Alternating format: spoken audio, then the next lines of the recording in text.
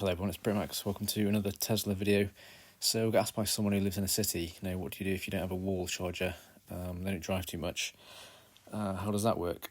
So I said, okay, I'll just go 10 days, fully charge the car, see what happens without charging.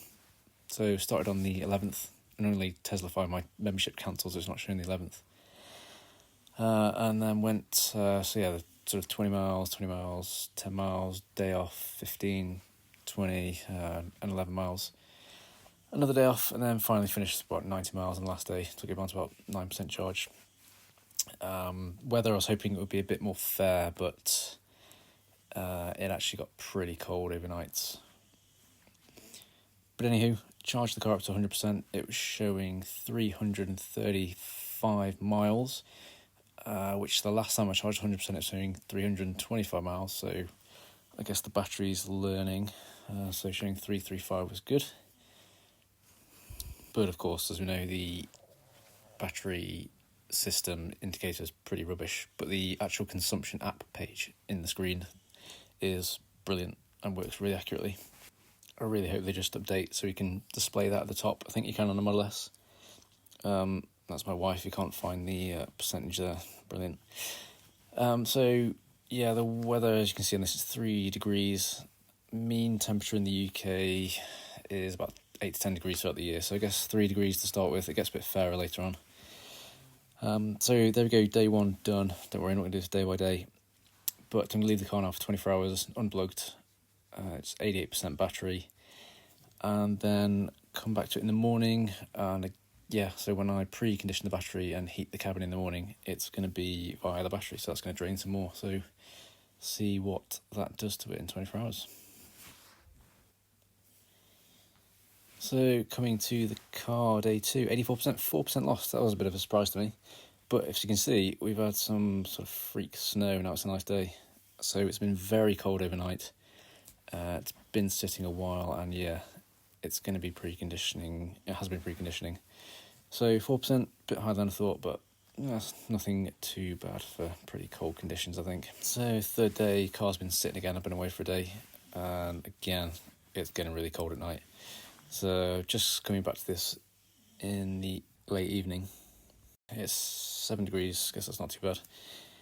We're at 75% and 252 miles indicating left versus what we've done, 50.9. So what's that, 302.9 versus 335 that we started with. So not lost too much really after 3 days. So jump into day 7, we're at 55%, 185 miles. My projected range 192 is actually more than the battery thing, so my actual average consumption has been pretty decent, I think. Okay, so we're at day 10, we're indicating 40%, 135 miles, indicating left to go. And still, the actual projected range on the consumption app is more than the range on the battery. There you go, 134 versus 147, so 13 miles difference. So actually it's been pretty accurate for me this whole time. Guess we're doing some mixed driving. Average 201, that's pretty low. It'll be higher than that for the whole thing at the end. But a decent thing for now. And so since last charge, 131 miles, averaging 241. I think that's a pretty decent average actually, pretty fair. So nearly back now on day 10. As you see, battery's at 9%. I've got 29 miles on the predicted. I've covered 219.6. So pretty much this is going to work out around 250 miles, which is going to be the same as the other long-range test I did, which is a bit odd. Maybe it's just the weather conditions again, being cold. But I've had a couple of nice days of this. It's been half cold weather, half alright weather. As you can see, it's 14 degrees right now. I'm looking forward to when I can do this, a long-range test in nice weather. I reckon getting over 300 miles is going to be easy and achievable. So here we are at the end.